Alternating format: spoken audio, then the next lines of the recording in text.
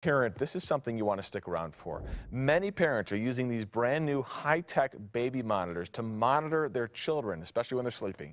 Some of the models claim that they can track vital signs, but are they accurate? Pediatrician Dr. Kristen Woodward is here to give us some common sense advice. And it was interesting. We were just talking about it beforehand. You know, I have a 15-month-old at home. This is my wheelhouse, Doc. Exactly. And this is where we're at. And I understand the urge as a parent to want to know as much as humanly possible about what our baby is doing, especially with SIDS. It's so scary.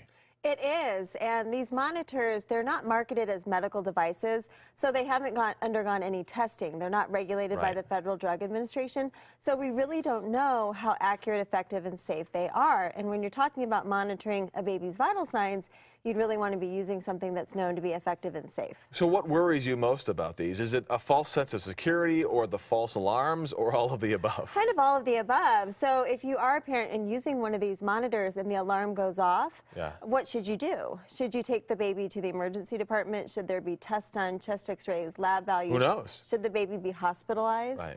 And also we know that when alarms are going off, it increases parents' anxiety. Which doesn't need to be increased. No.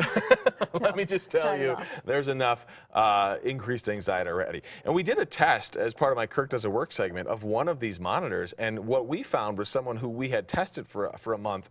They said it just kept beeping and they started ignoring it. So what's the point if it's being ignored? Right, so there are some babies that we do send home on heart and lung monitoring, but the parents are tested on observation techniques, they're tested on the monitor. So you teach them how to use CPR. this. Yeah. There's a doc that's available if the alarm goes off. And so what if, you know, the parents just don't have enough information about what to do if one of the alarms goes off? And then the other thing, you said false sense of security. We absolutely want parents to continue to do the strategies that we recommend to decrease the risk of sudden infant death syndrome. So new recommendations came out just this fall in 2016. We recommend that the crib or bassinet be in the parent's room for at least the first 6 months of life, ideally the first year. The only thing in the crib, seems like a long time. Well, we recommend it up to a year. Wow. Only thing in the crib is the baby, no pillows, blankets, or stuffed animals.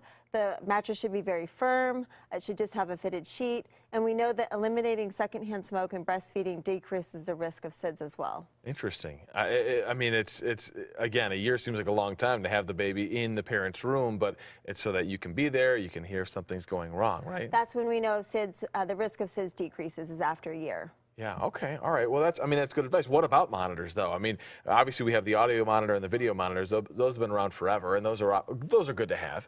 Yeah, sure.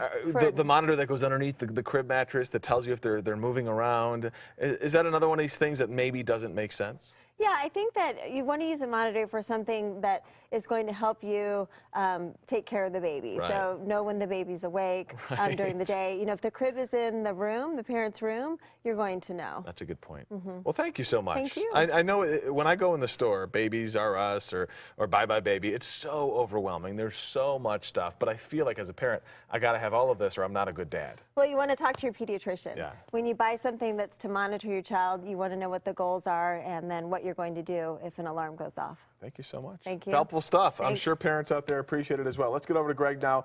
We do appreciate the beautiful